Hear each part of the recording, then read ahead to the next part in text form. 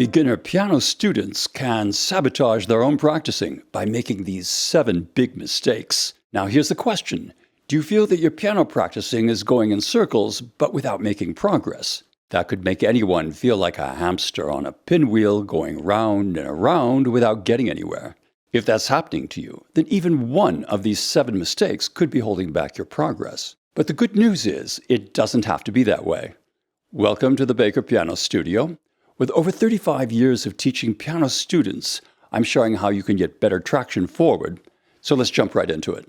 Mistake number 1, your progress can be sabotaged if you fail to check out new music before you start practicing it. Hey, if you plan to drive someplace that you've never been to before, you wouldn't hesitate to check a road map before you start the journey. It could save you a lot of headaches.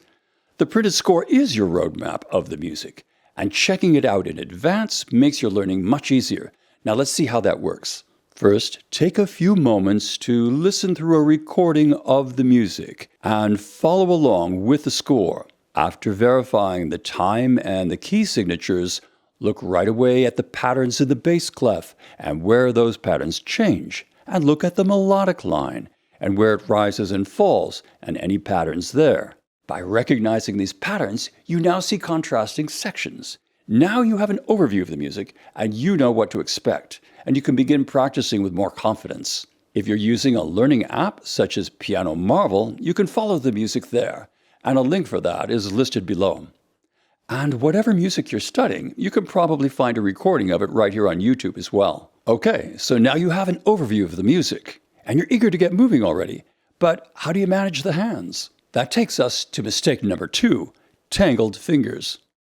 That's what you get when you repeatedly play the same passage, but each time you're using a different set of fingering. No pianist can build up a reliable muscle memory that way, and it will definitely sabotage your progress, but we can fix that right now. First, try out the editor's fingering printed above the notes. If they work, use them each and every time. But not all pianists have the same size and proportion of hands, so it's good to experiment creating alternative fingerings. If you create a fingering better suited to your hand, make sure to write it down with a pencil, or it could be easily forgotten. Taking time to secure the best fingering is always time well spent. Every concert pianist takes control over every detail of their fingering. So if you want to play like a pro, it makes sense to practice like one. Okay, you took control of the fingering to accelerate your progress. But is there something unseen that could be tripping you up? Getting lost in the music is mistake number 3.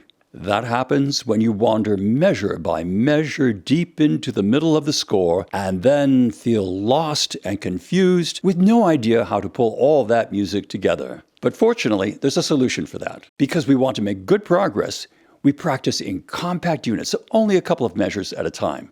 Now let's see how that works. After deciding the fingering, play the right hand through the first phrase, slowly 3 times, and then the left hand alone 3 times, then hands together 3 times slowly and firmly.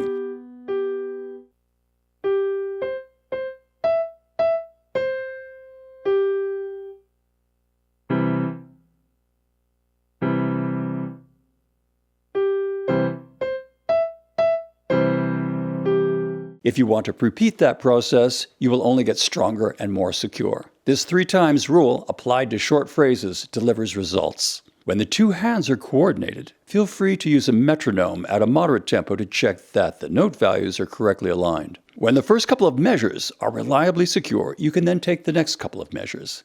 It's really no different than putting furniture together. First, one part is attached to another, and then the next piece is joined to that.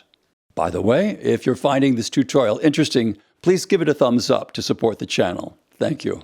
Putting the music together in short phrases makes sense and it works. But wait a minute, isn't there a larger plan here? And what is it? Brilliant question. Thank you for asking. That brings us to mistake number 4, no plan. No plan at all. At the beginning of your practice session for the day, plan which pieces of music you want to tackle and what you want to accomplish in them. Maybe it's working out the fingering of a new section, or on another page smoothing out a rough passage. And another tip, it can be useful to keep track of your practice routines with a daily journal. I do. Write down what music you studied today, how much time you practiced, and what you want to follow up on and improve in your next practice session, and also plan your long-range goals.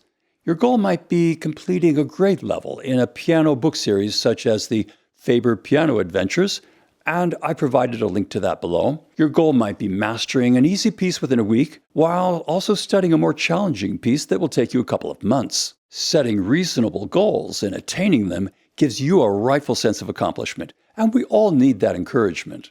This keeps you engaged with a sense of forward motion and optimism. So, if today you succeeded in mastering another 4 measures, then that is a positive accomplishment, and I say you've won your trophy of achievement for the day.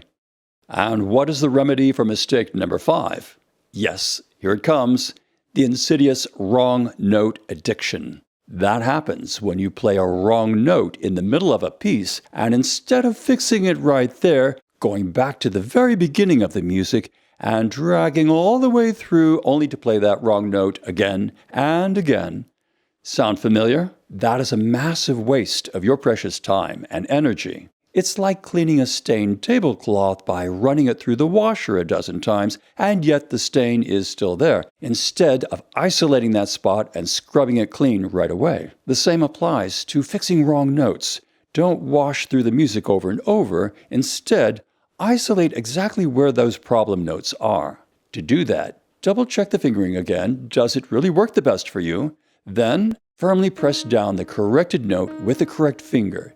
Now go back a couple of beats and play slowly forward and firmly nail down that corrected note. Do that 3 times. Then play that passage again, but this time play through into the next measure. And do that 3 times. By correcting notes quickly, you're taking charge immediately and successfully gaining mastery. Mistake number 6 in our countdown list is false starts. False starts happen if you're careening into the music at a tempo way too fast, and within a couple of measures your playing crashes like a car into a ditch. Don't you just hate it when that happens? The effective remedy is to look at those notes, be certain of the first and final notes of that phrase. Then, play the opening phrase slowly, and as you do, feel the physical shape in your hand movement. Remember the feeling of that shape. Do this a few times firmly and carefully. Now, when you begin to perform the music, make sure to get not just one hand, but both hands in their starting position, ready and waiting for your signal to begin. This is no different than a runner getting into their starting position before a race. And remember, every pianist is at least 50% athlete. In your mind, hear and visualize that opening phrase, then at a moderate tempo, walk your hands into that phrase, and the problem of false starts is fixed. And finally, mistake number 7.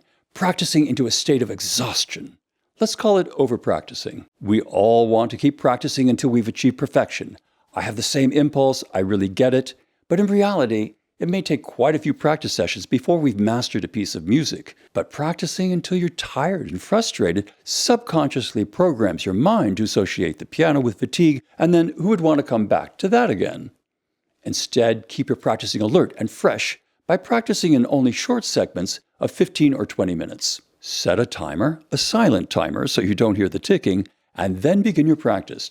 And when your practice time is up, stand up, stretch, maybe get a glass of water. Then, if you want to practice another 15 minutes, set the timer again and continue.